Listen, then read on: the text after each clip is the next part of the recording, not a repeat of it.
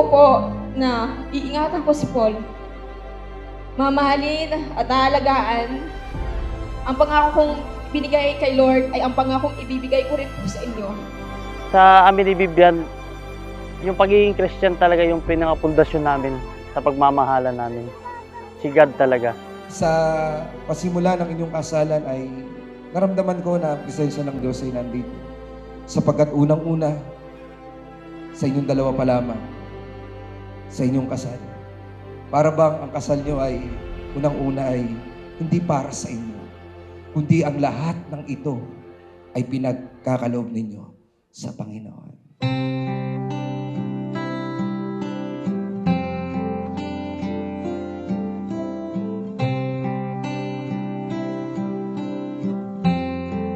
Nakilala kami sa wedding. Tapos, kinuha ni Paul ang number ko. Pagkatapos nung kinuha ko yung number niya, naging nagligawan. Ayun, nagde-date, tapos yun, sa labas. Nung unang date namin, pinaglakad niya agad ako. So, dahil, buti na lang talaga pogi si Paul. Dahil ayaw ko nang naglalakad. And games that never amount to more than they're meant will play themselves. Inay, salamat sa pagmamahal at pag-aalaga simula nung ako ay isilang hanggang sa ngayon ako ay haharapin ng panibagong buhay kasama ang aking asawa. Salamat sa inyong pagmamahal at paggabay. Lagi niyo tandaan na hindi ko kayo pabayaan. Ikaw ay magbabait at ikaw ang nag-aasawa na. Nasusunod lang kayo mabuti. Proud na proud ako sa iyo. Sinapit mo to. Falling slowly, sing your melody. Kung si Kristo ang punot dulo at sentro ng inyong pagmamahalan at pag-aasa, masasabi kong sa lahat ng oras, dumaan kayo sa matinding problema o sitwasyon ng inyong buhay, naniniwala ko, kapag si Kristo, Jesus ang nasa inyong buhay at sentro, magiging matatag ang inyong pagsasama.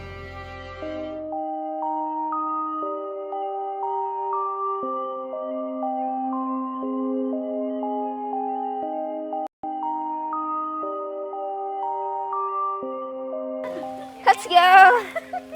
Medyo malamig. Lord! Bakit naman, Lord? Welcome to the club. Magpakabait kayo. Salamat Karadyaw sa pagkari diri sa amo pagtagbo sa amo pagmahalay ni Vivian. When you feel so tired but you can't sleep. Salamat sa imo, Long. Salamat nga kami sa imo kasi ako panghinaot na panalanginan ka mo sa Ginoo, magmalipayon ka mo sa idyo sa isang isa. Thank you, Long. Hallelujah. Ako kaslo na ako diri. Ladyo. Pero gikaya nato. Salamat Karadyaw sa Ginoo na tagtagaan kita ng maradyaw na panahon sa pagkari diri sa Batangas. Salamat Karadyaw ma. Salamat sa Ginoo sa tanan. Sa pamilya ni Vivian, sa ato pamilya. Lights will guide you home. Ending now. Pangako ko lang kay Vivian sa new chapter ng aming buhay. Mamahalin ko siya habang buhay. Saka irespeto ko yung pagiging wife niya para sa aming family. And more deeply, because when our tatay passed away, I didn't mind being alone. I didn't want to face the pain and sadness of walking down the aisle without him by my side. I'm grateful. You're worthy of my first, my last, and now my forever.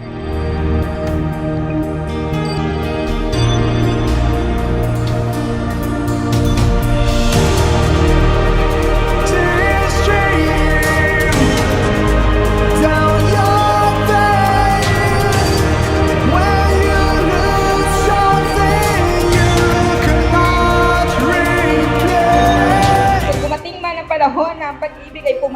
at hindi na maging matamis. At kung ang pakiramdam mo, hindi mo na kailangan ng pag-ibig na sinimulan at binuo, ang habilin ko sa iyo ay iwan ako panandalian base sa oras na kailangan mo. At ako ay mangangakong hihintayin ka, paniniwalaan at paghahawakan mo ko ang pag-ibig na hiling mo sa taas. I promise to love you without condition, to support your dreams, and to grow with you in my mind and spirit. Mr. Paul Janero Manubag, you are one of my greatest blessings. Not someone I asked for, but someone God lovingly gave. Mahal na mahal kita, Be. Mamahalin kita habang buhay. Lights will guide you home. Hands ignite your bones, and I will try